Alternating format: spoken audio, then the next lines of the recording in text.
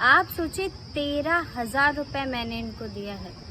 13,000 देने के बाद मैंने जब इनको अपनी बैंक डिटेल्स दी थी तो मेरे अकाउंट में बचते हैं सिर्फ 3,000 रुपये। वो 3,000 रुपये भी डिडक्ट हो जाते हैं। आप सोचिए 3,000 रुपये अपने आप कट गए, ये कितना बड़ा फ्रॉड है।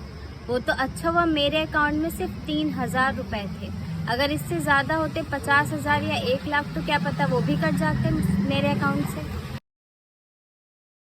नमस्कार दोस्तों, मेरा नाम अंकिता सिंह, उत्तर प्रदेश लखनऊ से।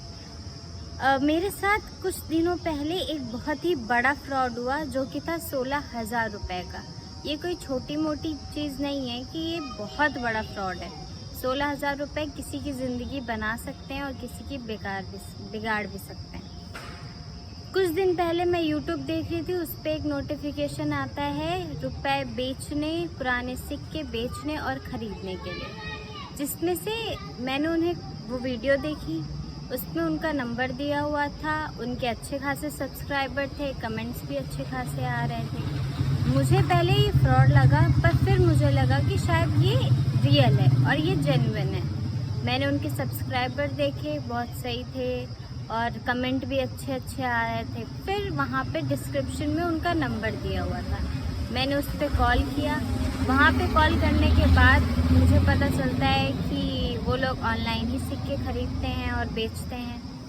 पहले तो उन्होंने हमसे बोला कि आपका सिक्का, मेरे पास सिक्के जो वो 2 थे, एक 2 रुपये का था, एक 5 रुपये का, और वो काफ़ी पुराना सिक्का था, 1970 का और एक 1960 का।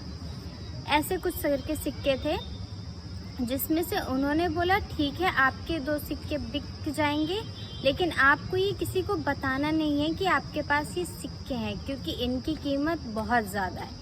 जो वो 5 रुपये का सिक्का था उसकी कीमत उन्होंने बताई 10 लाख रुपए। आप सोच सकते हैं किसी 5 रुपये के सिक्के की कीमत 10 लाख हो सकती है? नहीं, मैं भी यही हैरान हो गई। और जो 2 रुपये का सिक्का था उसकी कीमत बताई 5 लाख रुपए, तो कितना हुआ 15 लाख रुपए। तो मैंने भी यही सोचा कि कोई 2 रुपये और 5 रुपये की सिक्कों की कीमत 15 लाख रुपए कौन देगा जो जेन्युइन है। फिर मैंने उनसे बोला कि मुझे नहीं बेचना। उन्होंने बोला अब आपने बात कर ली, एक बार आप ट्राई कर लीजिए, अगर बिकता है तो बेच दीजिए। मैंने भी उसी उम्मीद में रही कि चलो ठीक है बेच देते हैं, क्या ही लॉस होगा हमारा। अगर बिक जाता है और अगर चला भी गया तो हमारा कोई लॉस नहीं होगा। अगर 5 और 2 रुपये का सिक्का चला भी जाता है तो हमारा क्या ही नुकसान होगा। मैंने भी यही सेम चीज़ सोची कि कोई नुकसान नहीं है।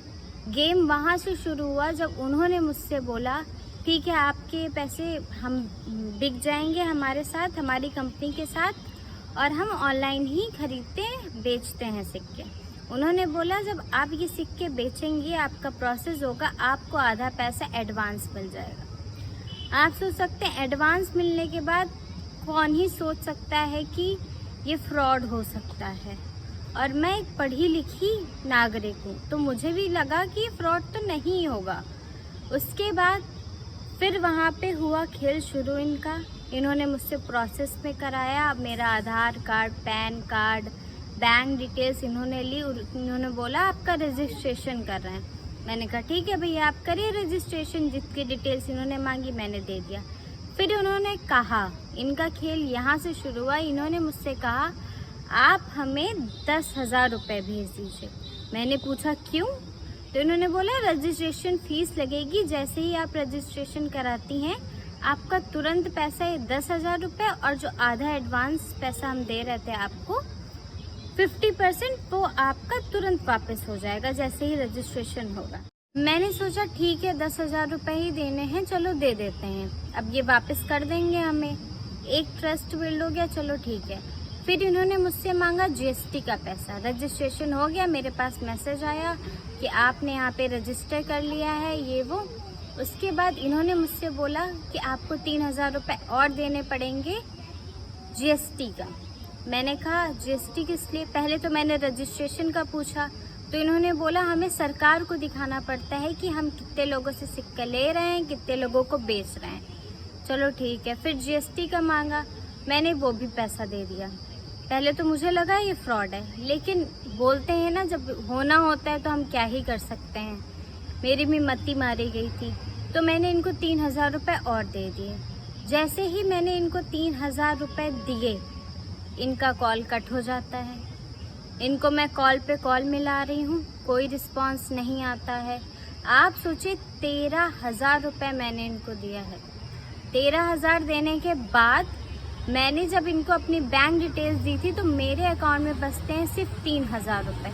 वो 3,000 रुपये भी डिटेक्ट हो जाते हैं। आप सोचिए 3,000 रुपये अपने आप कट गए, ये कितना बड़ा फ्रॉड है। वो तो अच्छा हुआ मेरे अकाउंट में सिर्फ 3,000 रुपये थे।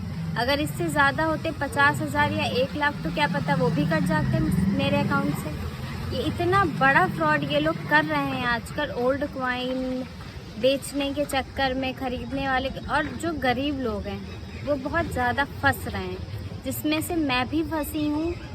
अगर मेरे उस अकाउंट में ज़्यादा पैसे होते, वो तो मेरा सेविंग अकाउंट था तो उसमें मैंने कम पैसे रखे थे, लेकिन मैं आप लोगों से यही कोशिश करती हूँ कि आप लोग ऐसे बेवकूफ़ ना बने जैसे मैं बनी हूँ।